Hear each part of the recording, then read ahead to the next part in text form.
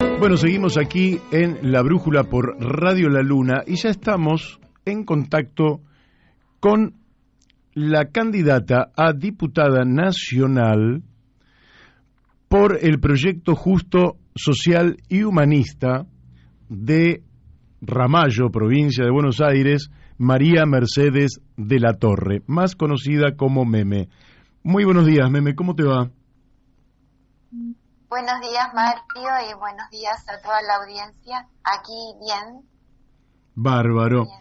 Bueno, digamos que en Proyecto Justo, Social y Humanista se han reunido diversas corrientes de la tradición política argentina y en particular vos tenés una trayectoria en la Unión Cívica Radical y han constituido un núcleo radicales de Alfonsín. ¿Por qué no nos decís cuál fue la motivación de este conjunto de radicales, donde también está la exdiputada provincial Eve Febles, para integrarse y construir codo a codo este espacio que se llama Proyecto Justo, Social y Humanista? Sí, cómo no. Bueno, nosotros tuvimos claro que desde el momento que se formó la alianza con el PRO, esta alianza que se llamó en su momento Cambiemos, la intención era que el PRO en realidad fagocitara a la Unión Cívica Radical. Ajá. Entonces, porque el PRO era un partido en ese momento que no tenía estructura, no tenía afiliados, y la UCR aportó justamente la estructura legal, material y los votos. Claro. El PRO aportó los candidatos y las políticas públicas neoliberales. Uh-huh. Nosotros entendimos que la dirigencia, como se llama, dentro de la Unión Cívica Radical, traicionó los valores y principios fundacionales del partido. La Unión Cívica Radical nace como la causa de los desposeídos, y a partir de esta alianza pasó a ser la causa de los responsables del despojo. Y nosotros estuvimos esperando mucho tiempo, muchísima gente dentro de la Unión Cívica Radical, que estábamos desconformes con esta actitud de la dirigencia, que alguien con representatividad dentro del partido tuviera una iniciativa para hacer salir al cruce de este vaciamiento ideológico, digamos, ¿no? Y como nadie salió, decidimos hacerlo nosotros, y así nació la agrupación Radicales de Alfonsín. Uh-huh. Bueno. Nosotros creemos que queremos representar a todos estos radicales porque son muchos. Cuando uno empieza a transitar por los distintos grupos de afiliados radicales, simpatizantes, la verdad es que hay un descontento que es unánime. Pero bueno, hay que encauzarlos por algún lugar. Y nosotros teníamos el deseo de participar realmente, y por eso fue que, a pesar de que hubo otras propuestas, por supuesto, pero encontramos que en el Proyecto Justo, Social y Humanista había muchos puntos en común con nuestro ideal. Así que por eso fue que nos unimos al Proyecto Justo, Social y Humanista. Muy bien. Ahora, ¿cómo observas vos que hay dos cosas que me llaman a mí poderosamente la atención? Por un lado, el mismo PRO, que vos señalás, no hace autocrítica respecto de sus políticas, que han sido un fracaso rotundo. Han sido un fracaso desde lo social, porque recibieron un país con el 30% de pobres y entregaron un país con el 40% de pobres, 4,5 millones más de pobres, así cuando habían prometido pobreza cero, porque fue un fracaso también desde lo financiero, dado que tomaron casi 100.000 millones de dólares de deuda externa sin que un solo dólar de ellos se reflejara en inversión productiva para la Argentina. Endeudaron sin inversión. fue un fracaso desde el punto de vista económico, dado que en 3 de los 4 años el Producto Bruto Interno cayó. Fue también un fracaso desde el punto de vista del manejo de la inflación, dado que llegaron al extremo de emisión cero durante la etapa de Duhovne y resulta que tuvieron una inflación del 54%. Frente a semejante fracaso, el PRO nunca hizo una autocrítica para decir, queremos volver sin cometer estos errores. Eso por un lado, no hay autocrítica del PRO. Pero por el lado de la Unión Cívica Radical, tengo la impresión de que dicen, no estuvimos conformes con Macri, pero seguimos estando en el mismo lugar. Aceptamos que participe en la interna Ricardo López Murphy y da la impresión de que tampoco hay ningún tipo de autocrítica. ¿Cómo ves vos esto que estoy señalando? Bueno, yo lo veo y pienso que ellos en el fondo están convencidos que lo que están haciendo es lo correcto. Y en realidad sucede también que vio cómo es, ¿no? Cada uno que entra le echa la culpa al anterior. Sí. Así que ellos están convencidos de que lo que hicieron era lo correcto. No están dispuestos, no se plantean una autocrítica. Al contrario, yo creo que si ellos vuelven a hacer lo mismo. Sin duda que tienen una mirada puesta en algo. Y este algo, no sé a qué es, sin duda es hacerse cada vez más poderosos, a despojar cada vez más a la población en general y a beneficiar a sus socios, supongo, que no solamente son socios políticos, sino también socios empresariales, comerciales. Sinceramente, la verdad que yo no entiendo cuál es, digamos, cuando uno llega o se propone para conducir un país, una institución o lo que fuese, es como para hacerla proyectar de una forma de excelencia, ¿no? Sí, claro. Pero no sé sinceramente, por eso es que no estoy ahí, porque no entiendo cuál es el objetivo de ellos. Ahora, puede ser que si nosotros tomamos la historia del radicalismo, me detengo un minuto más en el radicalismo y después paso a otro tema. Sí. El radicalismo nace virtualmente con la Revolución del Parque de 1890.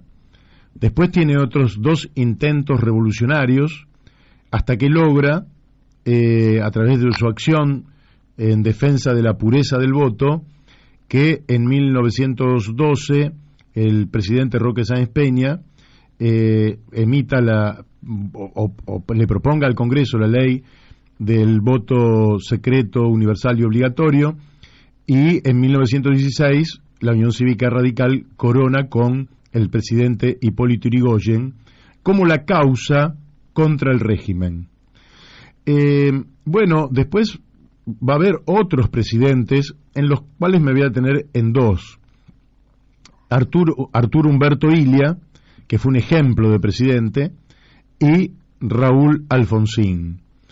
El pacto democrático de Raúl Alfonsín fue que con la democracia se come, se cura y se educa. Ese pacto democrático del cual fue tan afecta la Unión Cívica Radical desde su nacimiento, hoy aparece roto en su dirección política y sin embargo no aparecen las masas del radicalismo, aquellas que se movilizaron en el 83 exigiendo reconstruir el pacto democrático roto en la Argentina. ¿Por qué ocurre esta situación de desmovilización? Lógicamente, a excepción de ustedes y de alguna otra gente que efectivamente ha manifestado esa rebelión que es la que le dio el carácter revolucionario en su tiempo a la UCR. Yo creo que son varias las cosas que confluyen para que esto ocurra.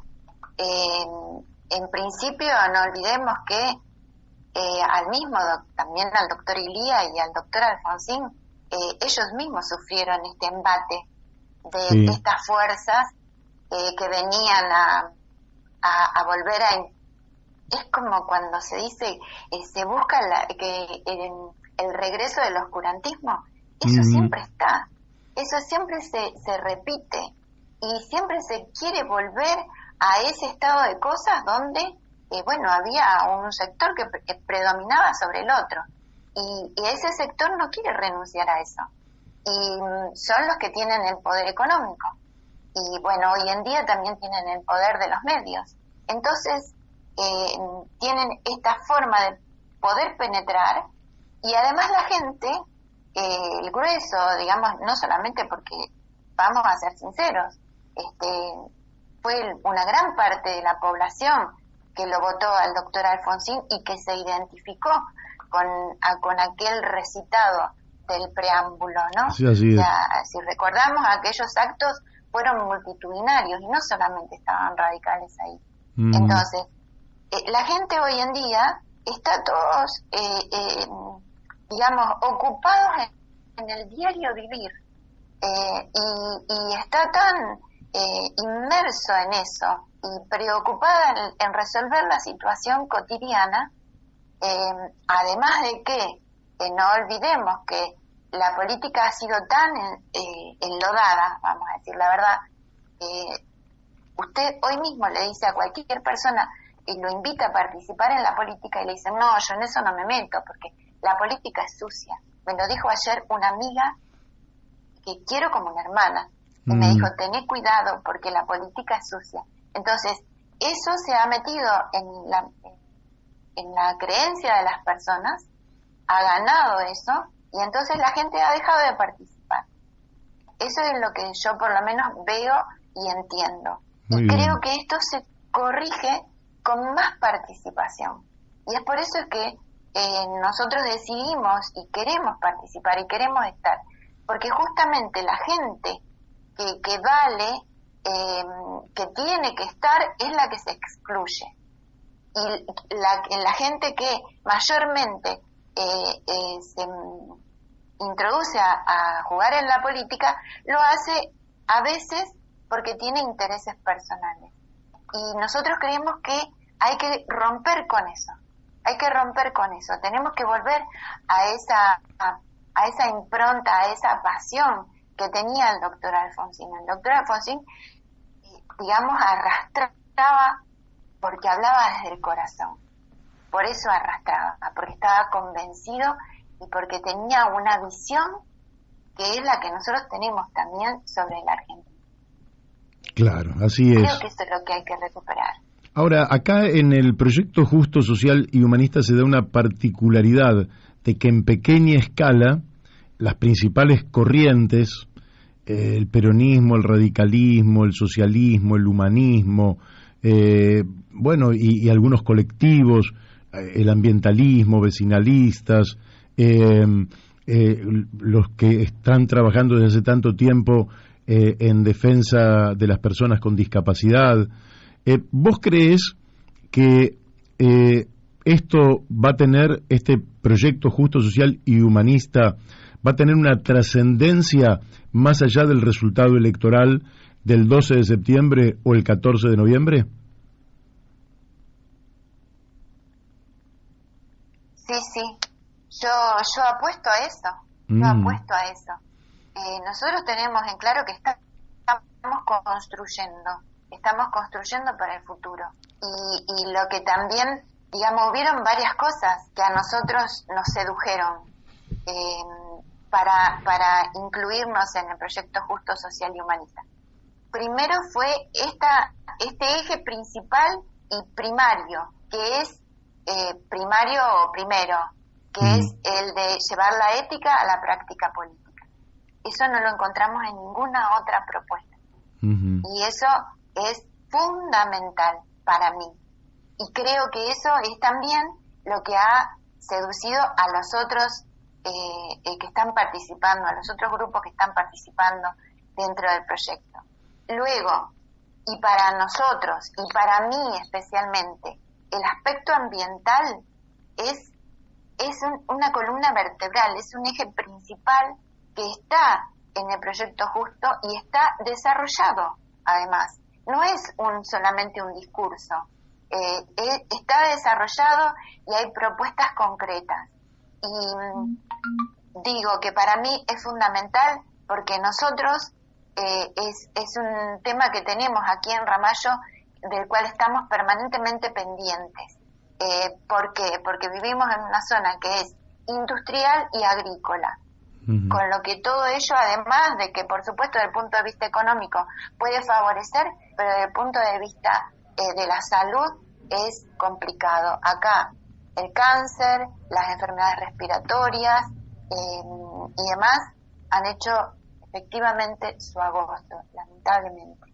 Entonces, y nosotros eso lo tenemos que estar permanentemente controlando.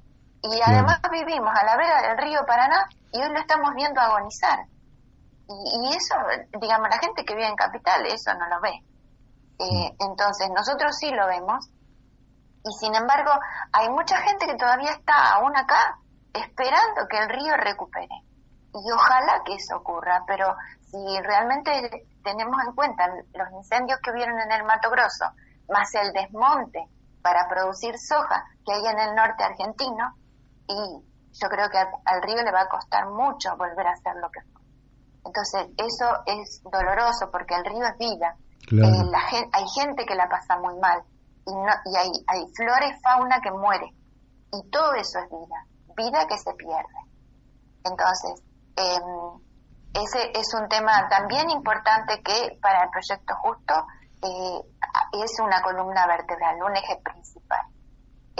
Por otro lado, y otra cuestión que también a nosotros acá en Ramallo nos atañe y la hemos vivido, es la cuestión de la participación ciudadana efectiva. ¿Por qué lo digo? Nosotros acá con este tema con esta cuestión del tema ambiental, tuvimos en varias ocasiones audiencias públicas. Y sí, todo muy lindo, la gente iba, se manifestaba, participaba, todo el mundo decía lo que pensaba, pero después, a la hora de votar, los concejales votaban lo que le pedía el empresario. Qué bárbaro. Entonces, la audiencia pública terminaba siendo nada más que un circo, para que la gente quedara conforme, que fue y habló, pero después hacían lo que querían. Entonces, por eso también es importante el tema de la participación ciudadana efectiva. Y después, también el tema de la recuperación del trabajo digno para todos. Y en ese punto también coincidimos con la gente de la Social 21 La Tendencia. Ellos proponen y nosotros creemos que sí, el Estado debe recuperar esa fuerza impulsora, que además venga a desafiar al empresariado privado, para que sea mejor en la calidad y en los costos de los precios que ofrece, porque así estamos en manos del privado. Y la verdad es que esto viene desde la época del menemismo, que privatizó todas las empresas del Estado, y ninguno de los gobiernos que sucedieron, ni de la Rúa, ni los 7 presidentes que estuvieron en una semana, ni los gobiernos de los Kirchner, ni el actual de Fernández, vemos que ni, por supuesto, ni el de Macri, porque es de la misma política, tuvieron ni tienen intención de retrotraer el tema de las concesiones y de recuperar las empresas que eran del Estado. Y sabemos que no es que mejoró el país desde que fue todo eso privatizado. El país fue cada vez peor, digamos, las tarifas por las nubes y los servicios, bueno, si llegan bien, acá a mí se me corta cada rato internet, por ejemplo. Claro. O quiero ir a hacer una llamada y tengo que ir y hacer, como decía una propaganda hace no sé cuántos años, hacer la parabólica contra la ventana. Así que, entonces, sobre esos son los ejes principales y también otro, recuperar el comercio exterior, a través de lo cual uno puede llegar a enfrentar y aplicar esto de la RBU, la renta básica universal, que no es un plan social. Eso es una cuestión que tenemos que aclarar muy bien. Un plan social es focalizado, es discriminativo, es exclusivo y genera clientelismo político. Tiene que ir la persona que lo necesita hacer la cola con un puntero político y llevar puesto acá la etiqueta en la frente de que es un planero. Eso es indigno. Y contra eso tenemos que terminar. Entonces, por eso yo creo que todas estas cuestiones, todos estos temas o ejes principales que propone el Proyecto Justo, hacen que tenga futuro, porque cuando la gente se dé cuenta que las cosas que se proponen son posibles, son viables y son necesarias, yo creo que la gente tendremos que saberlo transmitir también, ¿no? Claro. Pero va a tener futuro, tiene futuro. Muy bien. Bueno, vos sabés que la solución a los problemas de la Argentina, más allá de lo que te haya dicho esa amiga tuya, que la querés como una hermana, de que la política es sucia, más allá de esas consideraciones y más allá del pensamiento mágico de algunos que piensan que puede venir a través de hechos ajenos a la política, nosotros sabemos que esto se resuelve cuando un pueblo adquiere conocimiento de la situación en la que está, cuando se enamora de un proyecto político y cuando se lanza al cumplimiento de ese proyecto político. Argentina enamoró muchas veces a su pueblo desde nuestra independencia, lanzándose a la construcción de un país que siempre fue de una u otra manera bombardeado, saboteado, obstruido, pero que siempre resurgió el pueblo argentino hacia adelante y en pos de un nuevo proyecto de país.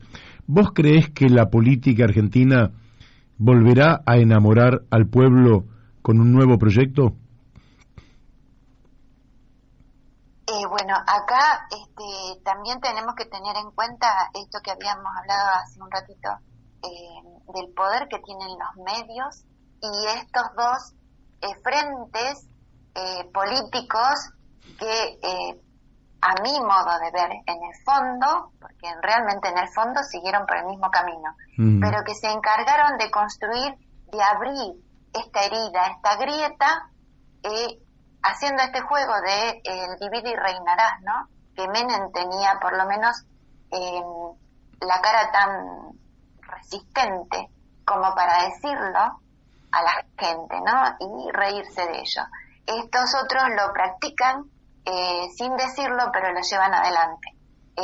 Dividen a la gente, la enfrentan, generan esta gran llamada grieta, esta herida, que hace que realmente la Argentina esté metida en este pozo. Y bueno, en la medida en que la gente se dé cuenta de que está siendo parte de un juego que es nefasto y que no beneficia a toda la población, sino que solamente a unos sectores, en la medida en que la gente se dé cuenta de eso, yo creo que sí, que la Argentina tiene todas las condiciones dadas.